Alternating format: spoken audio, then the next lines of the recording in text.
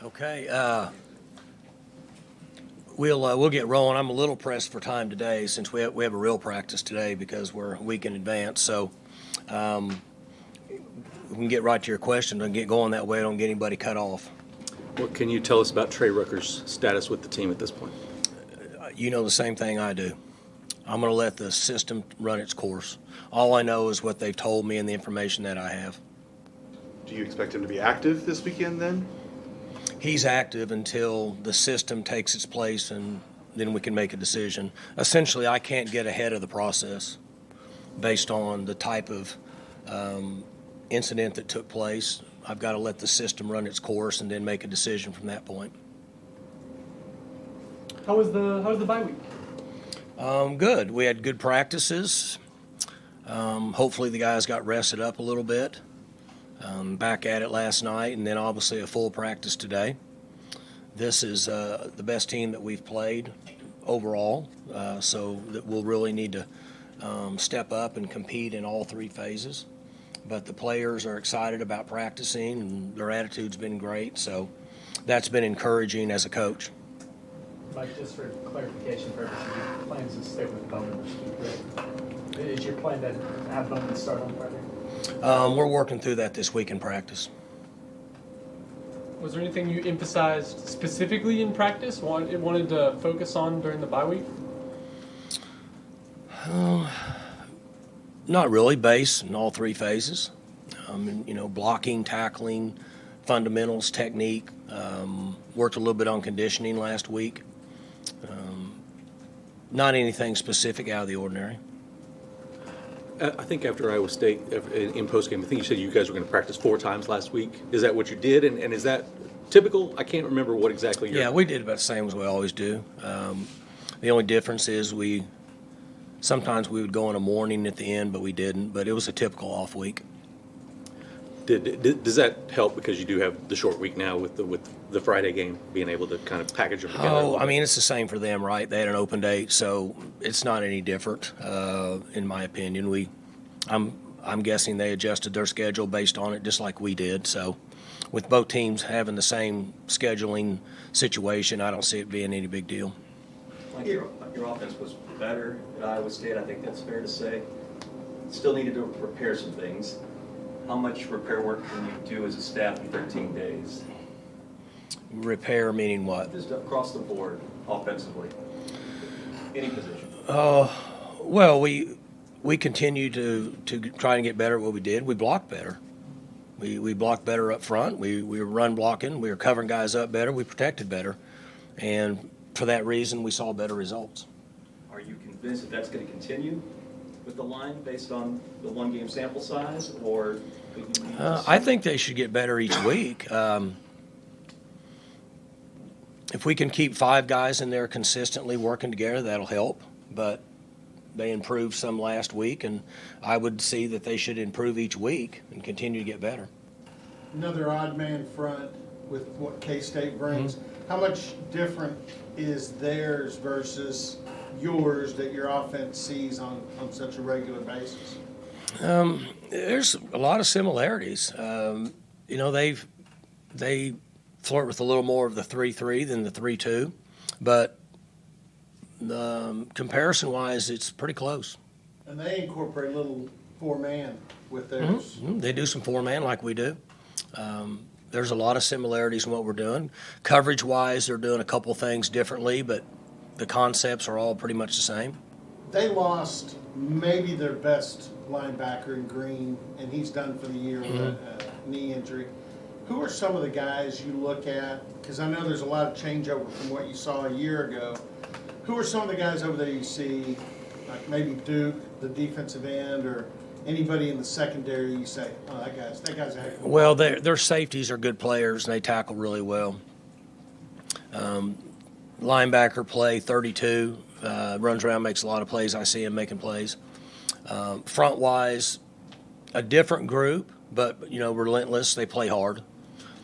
So they look very similar to what they did. They were a little more experienced in the box last year, but their back end is very experienced with those safeties. Do y'all as a coaching staff use last year's game as a motivator or as a, things that went wrong last year to kind of motivate or is it mentioned at all in these 2 weeks against Kansas State? No. I don't think that factors in much. We have to practice well and get ready for this game, and I've never really used past experiences as motivation. Dalton Cooper has now, I guess, like a game and a half at left tackle, which is obviously what he had played at Texas State. What have you seen from him there in terms of helping that group? Well, he seems to be a little more comfortable. As I mentioned, if we can keep 5 guys in there healthy practicing, that helps communication. But he played pretty good at that spot in the last game, and it's one of the reasons that we were able to play well offensively. Mike, you've always been a guy that felt like the best teams were player-driven, had key players in the locker room that kind of pushed the agenda, maybe even more than the coaches. Who have you discovered in your locker room or out on the practice field, guys you can point at that we can rely on him? He's doing Well, we've it got a right. number of guys. Each year the team is different. Somebody's got to drive them and got to pull them along. Coaches can do so much, but to a certain extent, players have to do it themselves. And Nick Martin, I mentioned, doing a good job. Colin's coming around. He's not a real vocal guy, but his attitude and his presence has been really good. They've done a nice job on that side of the ball. Mikulski's doing a good job offensively of keeping guys going. We always get good things from Presley. Again, he's not real vocal, but we get good leadership from him, I should say. But as a group, they're practicing really hard and buying in and competing like they did last week, which is a good sign. I know Bowman hasn't been given the keys necessarily to the vehicle yet, but one thing about him, and even through the quarterback rotation, he was extremely positive, and then I think he was that way too when he met with the media after the game. Well, yeah, he's been good. Yeah, he's been that way from day one. Very mature, older, been around, seen a lot of different things in his career, and he's been good for us. You mentioned Presley is one of those guys you can always get a lot out of vocally leadership. He hasn't been as involved this season so far. Is it still a good sign that you're getting that kind of leadership from BB? Yeah, he's doing a good job. We need to get him the ball more. He needs to be involved more. I'd mentioned this to you. When you play outside of the box, it's more difficult to say we're going to get this player so many touches compared to a running back. It's a little different. But I have mentioned to them that he needs more touches, but he always has a good attitude. Whether it's Brennan or Stribling or Blaine Green, anyone, you got to unlock your downfield passing game. What kind of work did you do toward that game? What kind of work did you do the last 2 weeks? I'm not sure what's the question? You're 121st in the country in yards per completion, which is atypical for your offense. What do you need to do to get that a little where it needs to be? Well, last game was the first game that I thought protection-wise we were in a position to be effective. And so if we'll continue to protect and give our guys a chance to throw the ball down the field a little bit, that'll help. You don't need more out of the receivers and the quarterbacks in that regard. You're saying it really has got to come to the Well, now that you mention it, we've had some drops on some good throws. I would say that there's been 3 or 4 drops that were downfield throws that would have helped those numbers. The consistency of protection and being able to feel our way through the passing game will help. Do you have any idea if Lyric's going to be available this weekend? He's a day-to-day guy. He practices, and we just have to see how he feels. What do you think of Cam Epps in his place? He's playing good. He's young, but competing, tackled, should get better each game. Got athleticism and seems to be adjusting well, and is getting to play a lot. From a size standpoint, he may stand out the most, but you've got some bigger guys, size-wise, in the secondary that can kind of help out like Cam. Yeah, he's a big body. Obviously, with Kendall there's a big body, and Lyric was, if he's in there. When guys go down like Lyric, somebody's got to step up and play. And based on the personnel that we're playing each week, it could vary whether it's a safety or maybe it's a third corner that's in for a nickel. Just different things that we have to do based on who we're playing. Coach, Kansas State's top 20 in offense and total and scoring. What challenges do they give your defense? They do a good job with running the ball. They've always had. They have linemen in their program that they've developed and gotten stronger over the years. Their majority of them are somewhat kind of local, homegrown kids that take pride in that, and they rush the ball really well. They're physical. The improvement that they've made over the last couple of years is their quarterback, who's played how many years now? How many years has he been there? I mean, seriously, 6? Early, remember years ago, they were struggling, but he's played so many games now that he's gotten better. I see that as where their improvements come from, is however many games he's played and been around, he's just more experienced. What were some other of your defensive takeaways from watching the Iowa State game? Against Iowa State? The same thing I said after the game. We dropped coverage twice and cost us 2 touchdowns. We tackled better, but when you drop coverage and turn guys loose, those things are hard to make up for, and that's really what happened. Are those drop coverages, is that communication issues, or is that multiple things that are fixable? Going back to Cam Epps for a second, because Robert brought up his size, and obviously talent level is probably too early in his career to make this comparison, but is he a little bit cut out of the Trey Flowers kind of mold? I know they both started as corners, so that's their body type's a little bit. Trey's a little rangier than him, but played early in their career, similarities. On that Iowa State game, how did Bowman grade out when you went back to review the tape? He played pretty good. He had some decisions that we wish would have been different, but overall, in the total number of plays, he played pretty good.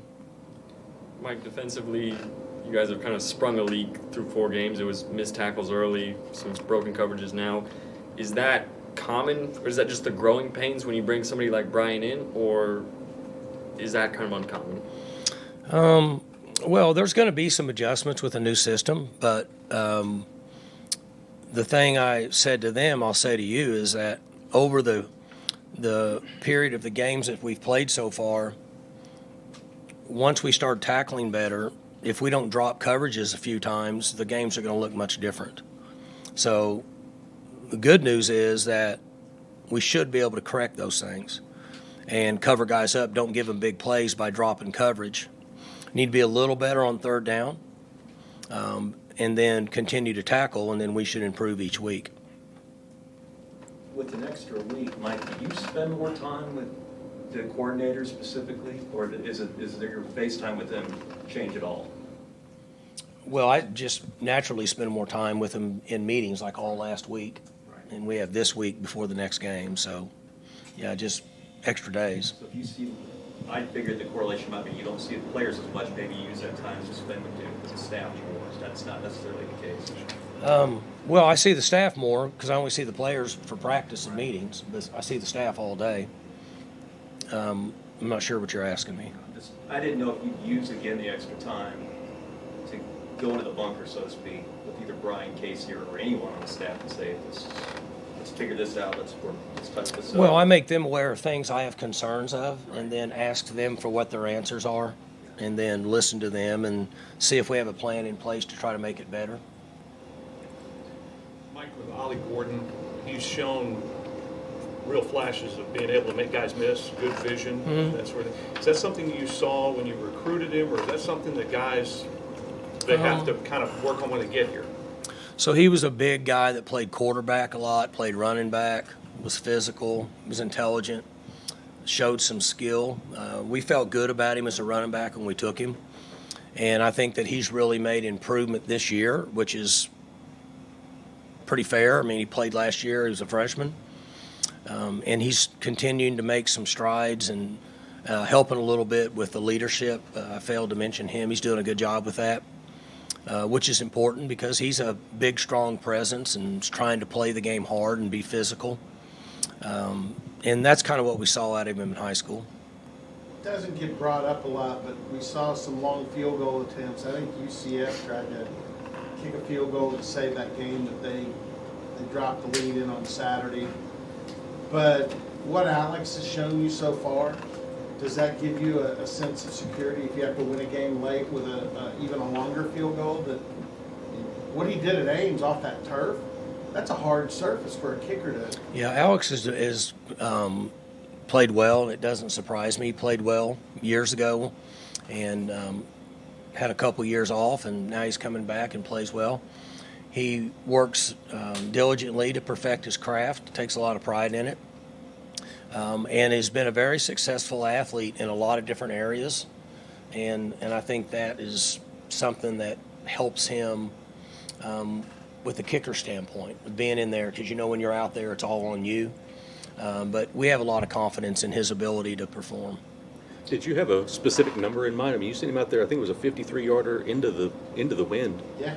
Did you have a number in mind that if we're inside of this, he can get it there type of thing? Oh, I think I don't see any issues with him from 57 in. Maybe further, I'm not sure. But he's fine from around that area. You don't know where it'll go, but Logan Ward can maybe even kick one longer. I don't know if He can go. between the heights. He can make 160. With the steps forward the offense took in Ames, do you think some of that had to do with one guy being a quarterback? Oh, I don't know. I mean, we'd never know that answer. I think the consistency of our offensive line covering guys up in the running game, and we protected pretty well until in the end when it was an all-pass situation, might have been a bigger add than one guy playing. Does the fact that Bowman had that experience at Texas Tech, not just what he's seen, but also that offense, particularly with Kingsbury, was getting the ball out quick, and in a year when your offensive line is maybe has some protection issues, is that valuable? Well, it's two different concepts. Getting the ball out is based on the concept of the offensive plays. I do think that quarterbacks that have a feel for getting the ball out based on the concept quicker is an advantage. And I think that there's things he's done in his past that I see him do in practice that ties in a little bit to what he did at Tech that does help him. Mike, K-State's rush defense is number 6 in the country. How much more important does that make it to establish the run on Friday? Well, I mean, not any more or less. I mean, it's important that we do that in the games from here on out to try to stay as balanced as possible. As I said, this will be the best team we played so far overall in all three phases. And so as we continue to try to balance ourselves offensively and allow ourselves to rush the ball well enough to throw the ball, it's important to make a difference who we play from here on out. What have you seen from them on tape? I know you kind of mentioned the 3-3, 3-2 things with them earlier. What have you seen from them on tape that allows them to have such a good run defense? Well, they've been successful. They play hard. They don't get out of their gaps much. I don't see that they make a lot of mistakes. And defensively, if you can be in the right spot, tackle okay, and not have mental errors, force teams to have 8, 10, 11-play drives, in most cases the offense is going to mess it up. And they do a good job of that. They're in the right spot. It's much different. When we played them here a few years ago, I don't know how many, I think it was the first year they were there. They had just gone to the 3 down. I think, I can't remember anymore, but the year they played here, and they had some areas where they weren't in the right spot at times. And they've gotten much better at that over the last couple of years in this defense. K-State's a good team again this year, and we know what happened last year against K-State. What makes you think that this year is going to be different?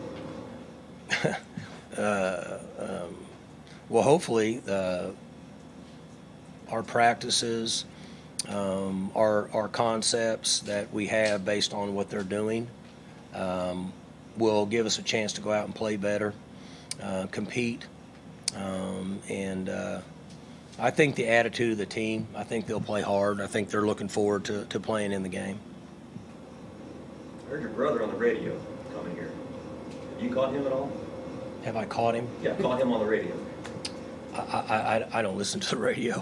I mean, I listen to 70s, The Bridge, and The Blend. What's the blend? It's like your kind of music and mine, like 70s, easy going, if I could capture time in a bottle, that kind of stuff. Jim Croce. Yeah. I thought maybe you make an exception for Kale. I've never listened to the radio. I would think about jumping off my back deck before I would listen to talk radio. He's not going to change. Two idiots yelling at each other, discussing what people think, is not my time. I have no time for that.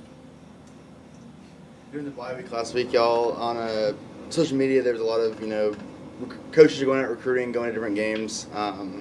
Who was in charge of deciding which coach is going where? Multiple guys go to this game or this area, going to Dallas, going to out west, going to somewhere in Oklahoma. Who's kind of in charge of that and handles where coaches are going for different games? Well, that's Todd Bradford, who's our director of recruiting, in his office. They help with the coaches. Now, the coaches are going to have input based on where they want to go, but the director of recruiting handles and we manage that to make sure we follow the rules, don't cross over, all the different contacts you can and can't have, comes out of his office. How is that on an off week different than when y'all have a game on a Saturday as far as the logistics? If you have a home Saturday game, you can surely Friday night you can go out to different games. How That's does right. that differ versus when there is no game, like on a bye week? Well, so when we finish on Thursday, our coaches left and scattered all over the place to go recruiting Friday in schools or wherever, and then at games, and then some on Saturday if it's maybe a junior college or a game that they can pick up on a Saturday. Not many high school games. Is that what you're asking me? Yeah. Yeah. So that's what they do. Versus not like a regular, I don't know, a few weeks ago against South Alabama, it's here. Our coach is still going out on Friday. Yes. More. Yes. Yeah, we can go anywhere we want to go. We don't go a long ways away, but you can if you want to jump in a plane and go watch somebody play up in, Nebraska and fly home. We can do that. You only get so many visits at a particular school during a certain time of the year, and then the head coach can only do it once. So there's just a lot of rules, but that's what we do. You guys have struggled the past 2 weeks, but Friday's game is still sold out. What does that kind of say about the fan base, that the ups and downs? Well, we talked about this earlier. We sold out. Our suites are sold for 2 years. Our club seats are sold. Our stadium sold out. So there has been a commitment from our fans and the Oklahoma State people to show that this is a football school. Football is important to us, and they've done a good job and they've played that role. Whether conference realignment had something to do with it or not, I'm not sure. But they've done a good job of saying, hey, we're going to come to the games and be there and support the team, which is what they should do. I mean, that's what this is all about. So I've been very pleased with it and thought that the fans have been awesome and would expect nothing else from them and the students on Friday night. What did you make of several of your players promoting Pokes with a Purpose a day or two after the game? What's that? The players promoting Pokes with a Purpose after the game on social media? What are you asking me? Like, what did you make of that? Just the I didn't even know that happened. I'm not aware of it. I mean, I have no idea that they. I'm not even sure what you're talking about. I'm okay to answer the question. I don't have any idea what you're talking about. It's the NIL collective. No, I know the NIL, but you're saying our players. They were like tweeting out like, "Hey, support." I'm not on Twitter now, or X or whatever. I don't even know how to get on there. So any of that stuff, I don't have any idea what goes on. None. How important is it in your mind for fans to be aware of the collective and potentially donating to it? Yeah, the NIL and the collective is very, very important. And I think that Pokes with a Purpose and our administration has done a good job of trying to get information out there. It is very important. It is becoming a part of college football, and I think it's here to stay. So it is very important, and it's something that is, I guess, going to grow from here on out. What direction it'll go, nobody knows. But it is very important. It's a part of what we do. And Pokes with a Purpose has done a great job. And how they work with our administration in the future is important, and I think they're trying to work through all that right now, as is every other school in the country. Is NIL something you're pitching with recruits? Is like, we have this great collective here at Oklahoma State, Pokes with a Purpose, and that's different than other schools might be. And is that something you're talking about with potential recruits and commits? We don't here because it's illegal. I don't break the rules. So now I don't know if other people do or not. That's a good question. Thanks, guys. All right. Thanks, guys.